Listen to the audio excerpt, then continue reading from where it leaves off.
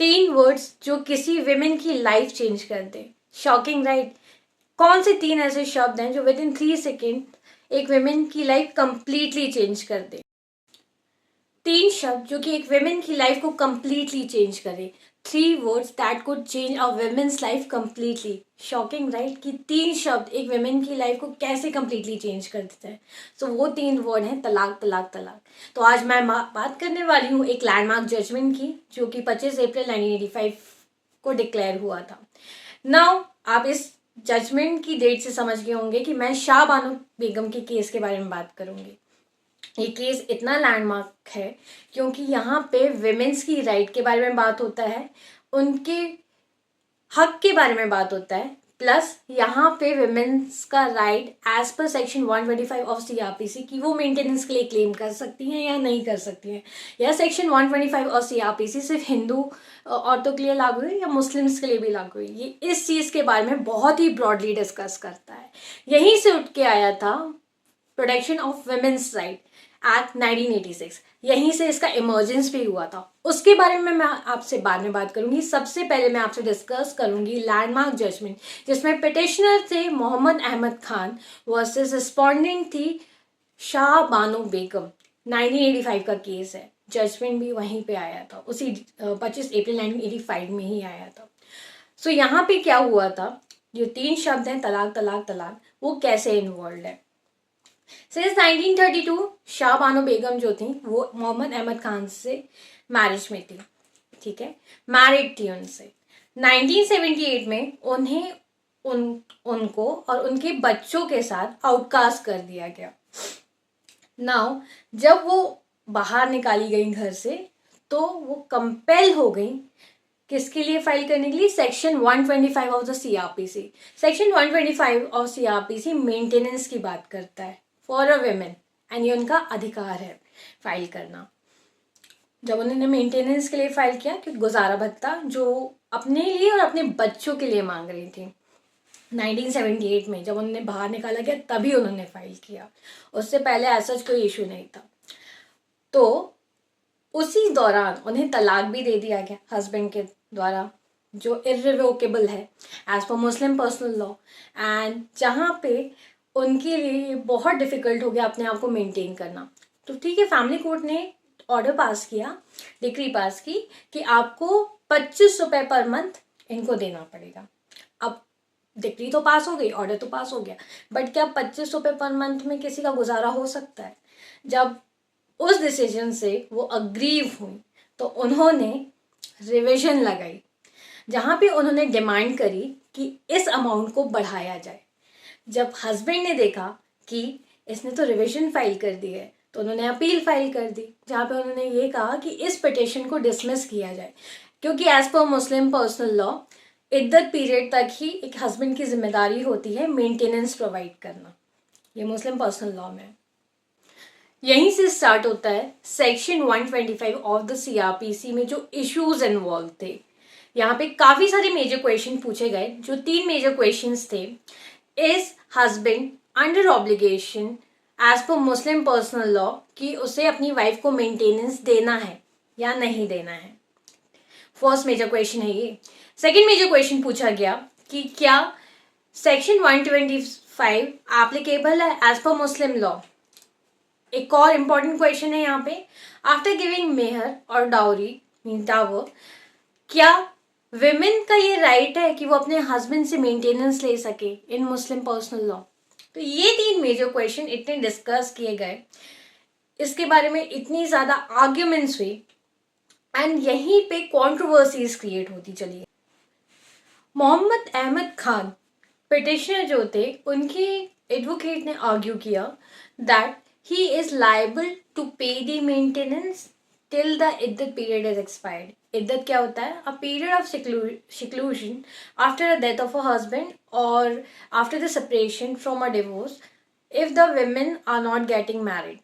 तभी तक वो उनको मेंटेनेंस प्रोवाइड करेंगे, आफ्टर दैट उनको वो मेंटेनेंस प्रोवाइड नहीं करेंगे। इस बात को मुस्लिम पर्सनल लॉ ने भी सपोर्ट किया था, ऑल इंडिया मुस्लिम पर्सनल लॉ ने।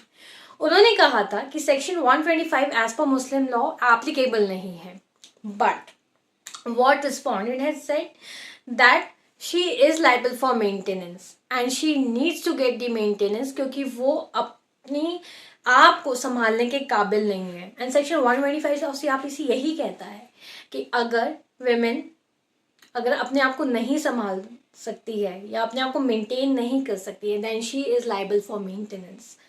यहीं पे सबसे बड़ा इम्पोर्टेंट क्वेश्चन भी इन्वॉल्व होता है।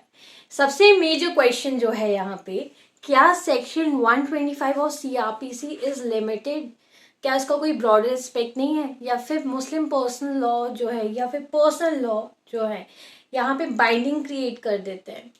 क्योंकि यहाँ पे डिस्कस किया गया है article 14, article 15 and article 24 of the Indian constitution.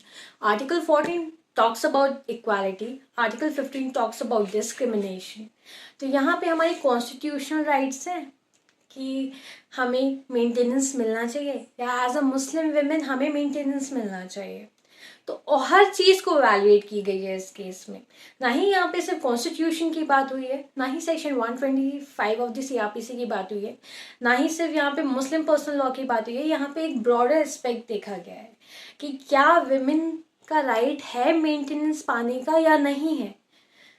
Shah Bano का केस जो है बॉडी लैंडमार्क केस है, क्योंकि यहाँ पे मुस्लिम पर्सनल लॉ में जो बताया गया है कि विमेन्स जो हैं मीन्स जस्ट बाय सेइंग तलाक तलाक तलाक उनका तलाक हो जाता है and there is no, it is irrevocable, उसे रिवोक नहीं किया जा सकता है। तो वहाँ पे विमेंस के राइट कितने लिमिटेड हैं, मतलब कितना उनको कंप्रेस करके रखा है। यहीं से women right, protection of women's right act 1986 arise हुआ था। बहुत ही इंपॉर्टेंट चीज़ है ये डिस्कस करना, don't skip this video. What Supreme Court has observed regarding this landmark judgment of Shah Bano and landmark case of Shah Bano, that section 125 of the CRPC is not limited to Hindus only. It has a broader aspect. ये किसी मुस्लिम personal law से नहीं govern हो रहा है। तो a husband is liable to pay his wife the maintenance if she is not capable of maintaining herself. एक husband को अपनी वाइफ को मेंटेनेंस पे करना कंपल्शन है, क्योंकि जो सेक्शन 125 है सीआरपीसी का वो किसी पर्सनल लॉ से गवर्न नहीं हो रहा है। First thing. सेकेंड थिंग कि जहाँ पे मेहर और डार की बात की थी वहाँ पे ये कहा गया था कि ये जो कंसिडरेशन दिया जाता है वो मैरिज के टाइम पे दिया जाता है, राइट। अगर आप उसे मेंटेनेंस में एडजस्ट करने की कोशिश करोगे that it is not applicable, क्योंकि वो out of respect during marriage दिया जाता है, जो कि उसकी खुद का राइट होता है। राइट इन द सेंस कि वो एक विमेन का खुद का हक का पैसा होता है। Now if you are claiming that section 125 और दी सीआरपीसी क्या सिर्फ हिंदू के लिए एप्लीकेबल है या मुस्लिम्स के लिए एप्लीकेबल है, तो सुप्रीम कोर्ट ने इसे क्लियरली स्पेसिफाई किया कि जो सेक्शन 125 ऑफ द सीआरपीसी है वो किसी पर्सनल लॉ से गवर्न नहीं हो रहा है। it is having a overall effect on all the people regardless of their caste or religion. Section 125 का बहुत ब्रॉडर एस्पेक्ट है, किसी मुस्लिम पर्सनल लॉ से वो गवर्न नहीं हो रहा है जो उसको अफेक्ट करेगा। A husband has to pay the amount of maintenance to his wife. अगर वो अपने आप को मेंटेन नहीं कर सकती है, वो उस चीज़ में कंपनसेट नहीं कर सकता कि उन्हें महर की रकम मिल गई थी, क्योंकि वो at the time of marriage मिलती है, राइट। वो आउट ऑफ रिस्पेक्ट मिलती है and that amount could not be adjusted in this. अगर मुस्लिम पर्सनल लॉ के थ्रू ये गवर्न हो रहा होता then we could understand that section 125, but it could not be understand in this particular section, क्योंकि वो अपने मेंटेनेंस के लिए अप्लाई किया हुआ है उन्होंने, क्योंकि वो अपने आप को मेंटेन नहीं कर सकती है। So that is payable to a woman if she is not capable of maintaining herself. First thing, you cannot adjust that amount, महर की अमाउंट आप उससे एडजस्ट नहीं कर सकते। यहाँ पे क्लियरली जो डिसीजन गया वो रिस्पोंडेंट के फेवर में गया from the supreme court and that's why this is the one of the most landmark judgment. अगर आप मेंटेनेंस के लिए कभी भी रिलाई करना हो तो please you can take this decision as well. जहाँ पे विमेन अपने आप को मेंटेन नहीं कर सकती तो वो चाहे किसी भी रिलीजन को बिलोंग करे, हस्बैंड को उसको मेंटेनेंस पे करना ही पड़ेगा टिल शी रीमैरीज अगेन, राइट।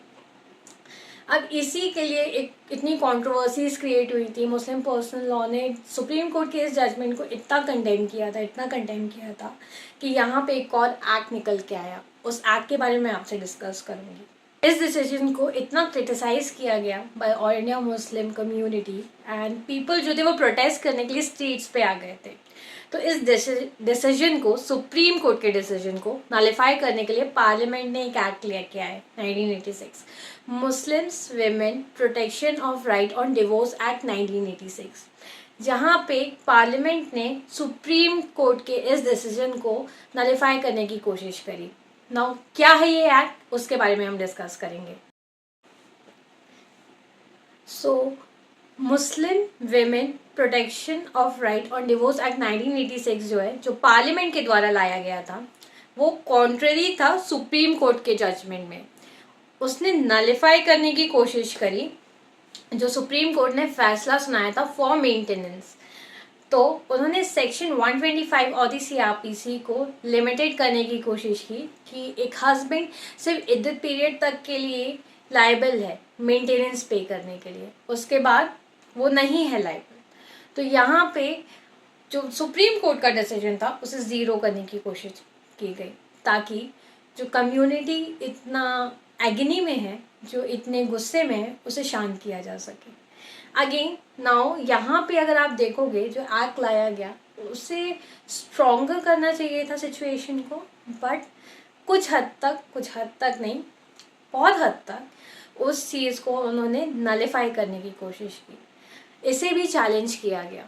एक बहुत ही इसका लैंडमार्क केस है जहाँ पे इस पर्टिकुलर एक्ट को चैलेंज किया गया, एंड वो केस है Daniel Latifi versus union of India 2001, जहाँ पे constitutional validity of the act 1986 को चैलेंज किया एंड कहा क्या ये कॉन्स्टिट्यूशनली वैलिड है। जो रेमेडी प्रोवाइड की गई थी in Shah Bano Begum case by the supreme court, क्या विमेन्स उसकी हकदार नहीं है? क्या ये एक्ट वायलेटिव नहीं है आर्टिकल 14, आर्टिकल 15 एंड आर्टिकल 21? क्या ये रिस्ट्रिक्ट नहीं कर रहा है विमेन्स के राइट को? क्या उनकी हक को ख़त्म नहीं किया जा रहा है? तो वहाँ पे क्लियरली चैलेंज किया गया इस पर्टिकुलर एक्ट को, एंड यहाँ पे सुप्रीम कोर्ट ने क्लैरिफाई किया, क्लियरली स्पेसिफाई किया regarding section 125 of the CrPC for Muslim women's कि बियॉन्ड इद्दत पीरियड मेंटेनेंस प्रोवाइड करना एक हस्बैंड की जिम्मेदारी है। वो इस चीज़ से डिनाई नहीं कर सकते कि वो अपनी वाइफ को मेंटेनेंस नहीं प्रोवाइड करेंगे। अगर उनकी वाइफ अपना खुद का ख्याल या बच्चों का ख्याल नहीं रख सकती हैं, वो पैसे नहीं कमा सकती हैं, तो सुप्रीम कोर्ट ने कहा कि उन्हें मेंटेनेंस प्रोवाइड करना पड़ेगा regardless of their religion, caste, क्योंकि मुस्लिम पर्सनल लॉ से ये सेक्शन 125 रन नहीं कर रहा है। It has a broader aspect and as per the rule you have to pay the amount of maintenance to your wife. Court ने इसे भी क्लियरली स्पेसिफाई किया कि if is incapable of maintaining herself after the iddat period, then it is a responsibility of the relatives of the husband कि वो उसे maintenance provide करें। Third point important point है, अगर रिलेटिव्स मेंटेनेंस नहीं provide करवा पा रहे हैं देन ये जिम्मेदारी जाती है वक्फ बोर्ड के ऊपर कि उसे मेंटेनेंस प्रोवाइड की जाए। सो यहाँ पे सुप्रीम कोर्ट ने क्लियरली स्पेसिफाई कर दिया कि section 125 of the CrPC is applicable for all religion, not just for Hindus. ये मुस्लिम्स पे भी एप्लीकेबल है, एंड ये विमेंस का राइट है कि उसे मेंटेनेंस मिलना चाहिए अगर वो केपेबल नहीं है अपने आप को मेंटेन करने के लिए। तो जितनी भी क्रिटिसिजम्स थे, जितने भी एक्ट थे, एंड जो इस पर्टिकुलर जजमेंट को, सुप्रीम कोर्ट के जजमेंट को नलिफाई करने की कोशिश की गई थी बाय द एक्ट ऑफ 1986, उसे ज़ीरो कर दिया गया। So it clearly states that कि as per section 125 of the CrPC, if a woman belongs to any caste, religion और एनी वे, किसी भी कास्ट, किसी भी रिलीजन को बेस करे, उसको मेंटेनेंस प्रोवाइड करना एक हस्बैंड की जिम्मेदारी है if she is incapable of maintaining herself. So जो डिस्क्रिमिनेशन था जो कॉन्स्टिट्यूशनल वैलिडिटी को चैलेंज किया गया था, 1986 के एक्ट को चैलेंज किया गया था, उससे क्लियरली ख़त्म कर दिया गया by the supreme court judgement of Daniel Latifi versus union of India 2001 में से क्लियरली स्पेसिफाई कर दिया गया था उस जजमेंट में. तो these are the most important judgements in terms of Muslim women's right and in terms of maintenance as well, कि वेमेंस क्लेम कर सकती हैं मेंटेनेंस के लिए if she is incapable of maintaining herself. Stay tuned with me with my channel Anshlika and do subscribe my channel. Bye everyone.